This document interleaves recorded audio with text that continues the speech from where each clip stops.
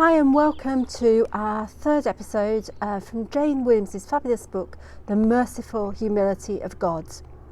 And this chapter is called How to Win Friends and Influence Nobody.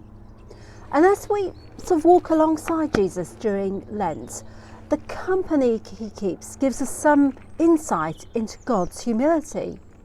The first thing he does is to gather around himself this kind of disparate group and to start to offend the very people who could have pushed his agenda.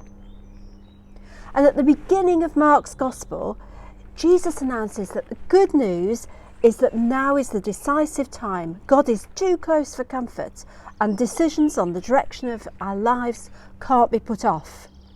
And a decision for him or against him is a decision for or against God too. And he doesn't do that with a blaze of trumpets and lights. He almost seems to have a deliberate misunderstanding of the way power works in the world, and that makes him very challenging and actually produces the confrontation that causes the cross. And the disciples too are challenged, and perhaps we see this at its most in two contrasting things. On the road into Jerusalem, James and John want to negotiate for seats in his cabinet, and he said, my kingdom is not like that at all.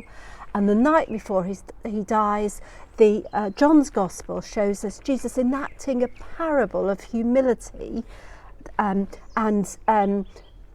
washing the disciples' feet, the action of the lowest slave, and Peter struggles to accept it. He struggles to accept the sheer humility of God offering him love and grace.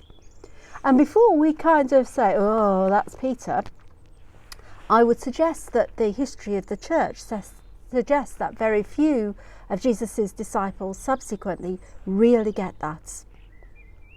There's nothing that God wants or needs from us, nothing that sets us above or below our neighbour, and we are to accept his humble offering of washing and bringing into relationship in humility. And yet, like Peter, we'd really like to persuade God not to be so humble. So perhaps we can reflect on that. Firstly, hearing that word from God, you are my beloved, and taking that in every day. And then thinking about Jesus' choice of friends in humility.